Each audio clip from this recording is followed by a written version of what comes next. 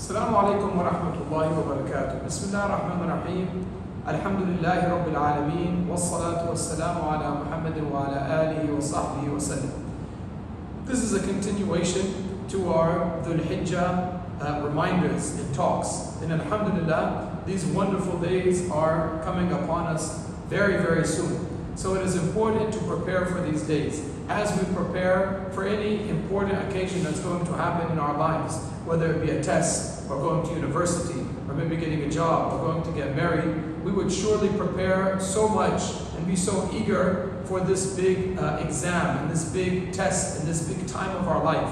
Dhul Hijjah should be no different. It should even be more magnificent and more magnified in our lives. So as we said before, there's no good deeds that are done any other time in the year that they are multiplied or more beloved to Allah Azza wa Jal more than the good deeds that are done in the month of Dhul Hijjah.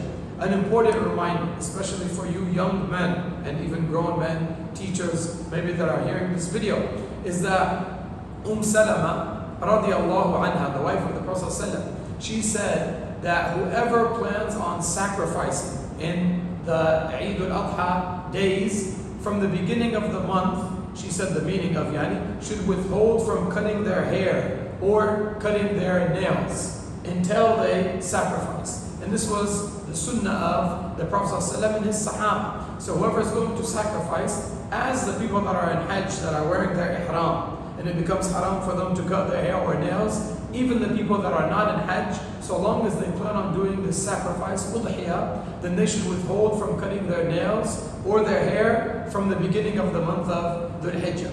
We said last time to make sure we do a lot of takbirat from the beginning of the month all the way to the last days of Eid.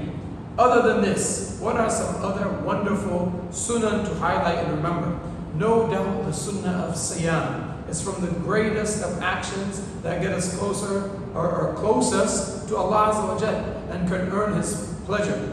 As is said in the Hadith Qudsi, the meaning of that the Prophet ﷺ explained that Allah Azza wa Jal, He said, all of the actions of the sons of Adam are for themselves. All of the actions and ibadat that we do are for ourselves. Illa sawm, except for fasting. For verily, that ibadah is for Allah Azza wa Jal, and He rewards for it. So the reward is so abundant. And this is from the ibadah that can really not be done out of kibr or riyah. It cannot be done in arrogance. So other people can say, wow, look at him, he's fasting and like this. It is something that is solely between you and Allah subhanahu wa ta'ala from Fajr time all the way to Maghrib time. So we should try our best to increase in our siyam in these days. If we can fast all the 9 days, as good as we can, the better. But the most important day that we should really take care of and make sure we fast is Yom Arafah, which is the 9th day of Dhul Hijjah. And in this day, the Prophet ﷺ, he explained that he anticipates or hopes, or he says that it is an expiation of the sins of the preceding year and the current year.